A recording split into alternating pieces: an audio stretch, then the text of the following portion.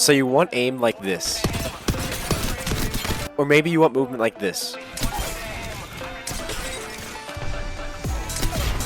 But you don't know where to search because there's so many redundant Apex settings videos. Well, look no further, because today I'm going to be doing something completely new. To help teach you, I did a settings guide completely live, answering any common questions that my Twitch chat had. That way you guys can understand how to make the perfect settings that will actually improve your gameplay. This led into some heated discussions. You made a mistake? Yeah, we all make mistakes. Like, who would have thought? Holy crap! But nonetheless, the information is still very, very valuable. So I hope you guys enjoy this new video, and I'll see you guys in the next one. Later. So, let's just start it. Okay, so gameplay. We're gonna start off with gameplay. We're gonna work our way over to the right, eventually ending at the audio tab, right? So interact prompt style. You want to keep this on compact. Compact will make sure that you have a lot less like visual clutter, right, chat? So the moment that you turn interact prompt style from default to compact, things that you look at on the ground are gonna be way, way, way smaller, and it's just gonna make it easier to like interact with them and stuff. And then button hints. This is literally just preference. Either you want to keep it on to show people you're on roller, you're showing your gameplay through recordings or videos like that, or you keep it off if you just want to, I don't know, have a cleaner look to your entire thing. Crosshair damage feedback. This is a pretty controversial one. Some people prefer it completely off, and I'll show you why. You shoot somebody, obviously there's no hit marker, so it's a little bit less like visual clutter, right? But the moment that you turn it on, like, yes, there's a little bit more visual clutter, but say you have a grenade, right? And you don't fully kill somebody. Boom, I got a hit marker. If I was turned around, I wouldn't have had a hit marker, and I wouldn't have even known that it hit, you know? So that's a good advantage for it. Ping opacity. Can somebody tell me how you say that word? Opacity? How do you say it, dude? I actually have no idea, bro. I've literally been saying it wrong for so long. Opacity. Oh my gosh. Obituaries. Yes. This one right here. Keep this on. I mean, it's kind of stupid not to have this on. This is pretty much the death feed. There's going to be a setting that I'm going to show you later in the video, which is like the most slept on thing, because it will literally help you know like what players are on each teams before you even look at them. But not like anybody uses it, because like if you're a content creator and you use it, people will accuse you of bot lobbying. Mini reputation, keep that off if you want to keep that like without moving. Weapon auto cycle on empty. I keep that off personally. I feel like most things that you want to do, you want to consciously do, right? So stuff like this, like I don't want the game to change it for me. Jetpack control. Dude, most people like hold, but if you play Valkyrie, change it to toggle. In my opinion, it's just so much better for movement. Incoming damage feedback. So I keep it on 3D. So when I get shot, if I get shot from like above or like below, I know that automatically, instead of it just being 2D where I don't actually know. Taking damage closes death boxes. If you don't have this off, you're actually throwing, chat. Like, no joke. Because the moment you get shot while trying to do a shield swap, it's automatically... That's so helpful. Are you kidding me, Grosty? Oh my gosh, dude. You already have aim assist. How much of the game needs to be automated for you, bro?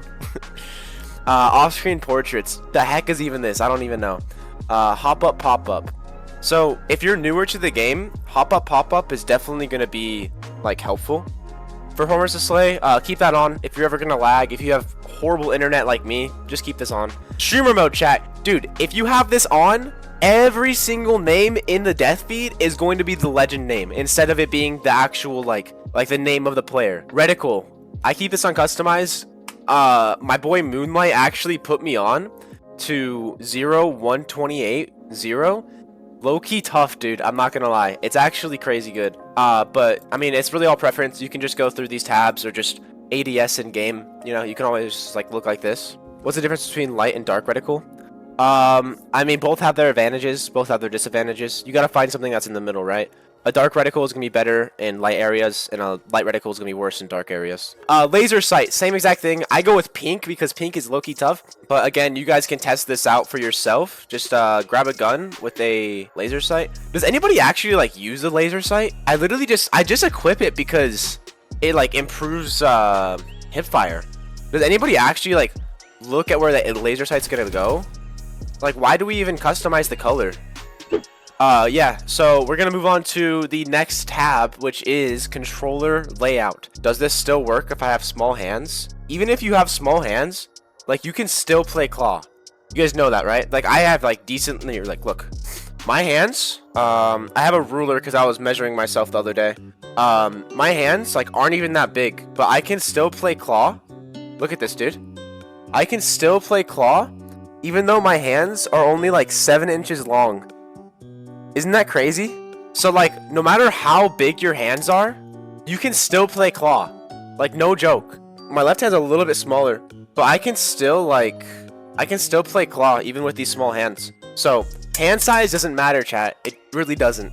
So like I talked about earlier, showing my length on stream of my hands, no matter what, you can play claw even if you have small hands. It's just going to be a little bit harder and you may develop arthritis. What I suggest for everybody, the main tip, chat, is keep your fingers on the joysticks at all times, okay? So find binds that work for you, whether that's through claw, paddles, or just customized binds. Is ninja layout good? I'm pretty sure I run ninja layout, actually.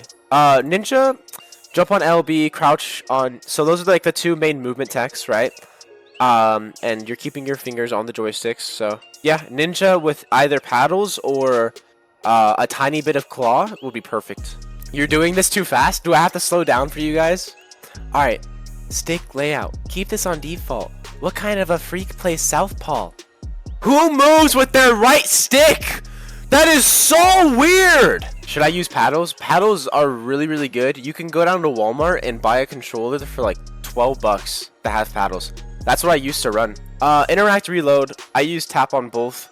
I don't really think this makes much of a difference, to be completely honest with you guys. Crouch button, I personally keep that on hold just for easier like slides, bunny hops, all that stuff. Just everything is so much easier on hold in my opinion.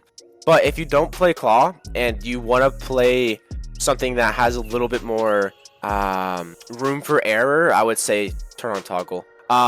Survival slot button. A lot of people don't know this, but if you want to inspect your fists, literally just turn off survival slot item, and then you can like inspect your fists again. Obviously I have an heirloom on, but like that works for console or PC. Just make sure you hold your ADS button and then hit your inspect button.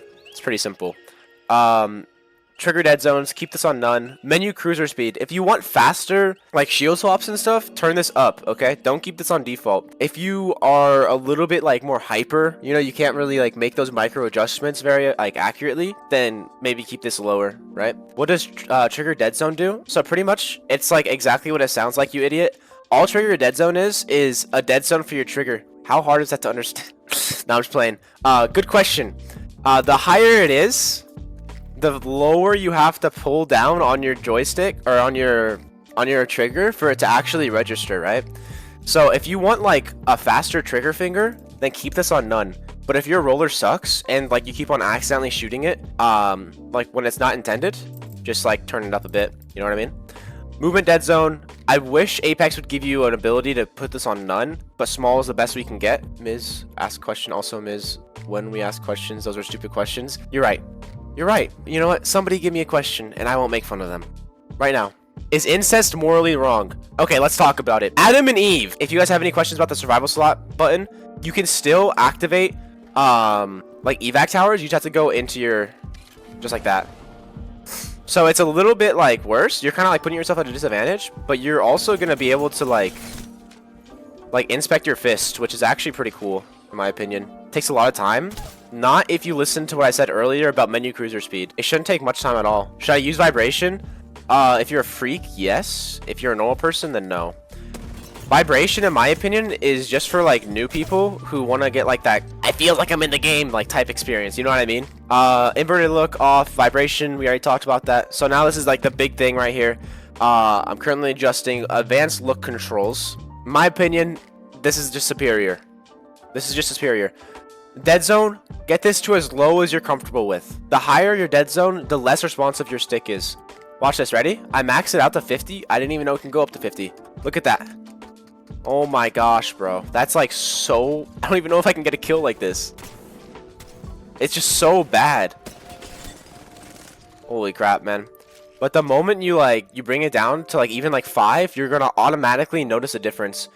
Watch this. Oh, I have stick drift. Like, it doesn't actually matter, chat. It doesn't actually matter if you have stick drift, because as long as you keep your fingers on the joysticks, like the tip I gave you guys earlier, then you're gonna be chilling. Trust, trust, trust. Should I play 3-3? No, I'd rather die.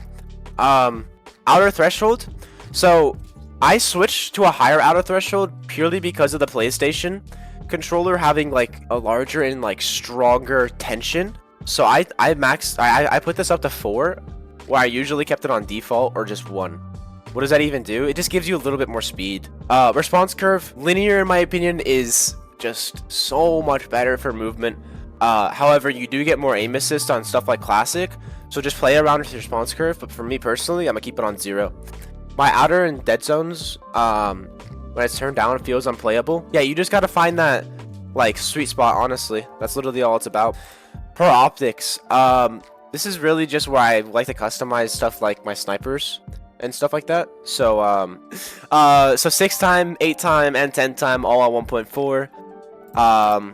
Dude, it's actually so hot in here. My balls are sweating. Your head's in the hand cam. I don't care. Yaw speed and pitch speed. For all of the people that are watching this video, 500, 500. Just do it. You won't regret it. I know it's a big change and it feels like super fast, but in reality, you're just slow. You know what I mean? So just turn on 500, 500, and you will have so much more fun in Apex than compared to like 4-3-4-3. This entire guide is catered towards people that actually want to have fun and don't want the entire game played for them. You know what I mean? What if I can't control max sense? I already talked on that a little bit. You can always take your sensitivity down to like something like 350 and then max out the turning extra, and you'll get max sense every single time you're not looking at an enemy. The moment your aim assist gets like activated, then you'll go back down to something that's easier to control. Double claw. So I kind of run double claw. If you look at my hand cam real quick, I run it whenever I want to heal, whenever I want to do stuff on my D-pad. But other than that, it's kind of pointless unless you have some like really important binds on your D-pad. There's really no reason why you shouldn't just play double claw temporarily. Like, there's no reason why you should stay like this. This is just bad for your fingers. You know what I mean? We're going to move on to the next thing. ADS, yaw, and pitch speed is definitely important. Like, the faster your senses, the more like abilities you have, right? So if you're super, let me explain. If you're super gliding and you're on like a low sense, you know, if you're super gliding at somebody, like, you are gonna have like a much harder time actually shooting them in the air compared to if you're on higher sense. So it's literally just about sacrifices, chat. Miz, try turn on ADS, yaw, and pitch. I know it is. I know if you max out your ADS, yaw, and pitch speed, then it's like quite literally just aimbot, bro. It's so stupid. But it's not viable in my opinion. When I'm close range on the target, it feels like I have no aim assist. When I'm on ALCs, any tip? Okay, let's talk about that. You actually don't get any aim assist like within 3 meters. Watch this. Ready? I'm gonna walk at him. I'm getting aim assist, and then once I get this close, it's out. This is something that I do so often. If I know a player is roller, I played no aim assist for about 3 months, right? If I know a player is roller, I slide into their face, like get underneath them, and I just track them on no aim assist. But because they have no aim assist, they're not gonna hit their shots. They're not used to it, you know? So like, just get used to that, because it's the same as smokes, right? If you can hit your shots without aim assist, you can get in their face and stuff and like beam them while they don't hit their shots because they're so crutching on it. So yeah, this is what I'm running right now, 180, 160. It works for long range and close range alike, like movement and stuff. Like, I can beam while in the air. So target compensation, melee target compensation, all on. We need our aim assist. I played no aim assist for like 2 months. You could do it. You're just putting yourself at a disadvantage, in my opinion. Of course, I feel like I have no aim assist when I'm on ALC settings. Let's talk about that. ALC settings will give you less aim assist, like, in your mind, if that makes sense. Like, it feels like it's less aim assist. At the end of the day, any sensitivity is going to be the same amount of aim assist. It's just how fast your sense is determines how fast the aim assist will deactivate, if that makes sense. So if you play 4-3 linear on default settings, it's going to feel like you have way more aim assist, but that's literally just because it's taking longer for you to get off the target. That's literally it. Most pros crutch 4-3 linear because they're crutching it and they wouldn't be good without it, you know what I mean? Personally, I like to run max sense. It's just so much more fun for me. It's the same amount of aim assist, it just feels like it's less, don't worry. You'll get used to it, okay? Alright, video settings, display mode, aspect ratio, resolution. I personally play all of these things on stretched resolution. Brightness on 84. Of course, I feel like I have no field of view, 110. FOV, ability scaling. Disable this right now, chat. Disable this right now, please. Because if you have this on, watch the side of my screens. My FOV is actively getting closer in, which is bad for consistency, right? Everything else, FOV ability scaling, make sure this is off, like I just said. Sprint, view strake, just keep that on minimal, please. VSync, keep this off if you're on PC. Use G-Sync or something else to get rid of screen tearing, because VSync will give you the craziest amount of input delay. It's not even funny. Anti-aliasing, none. Low. Everything I just keep on low, except for like map details and stuff like that, just to get the best frames out of my setup. And then audio settings. I mean, this is all just, you know, whatever you want.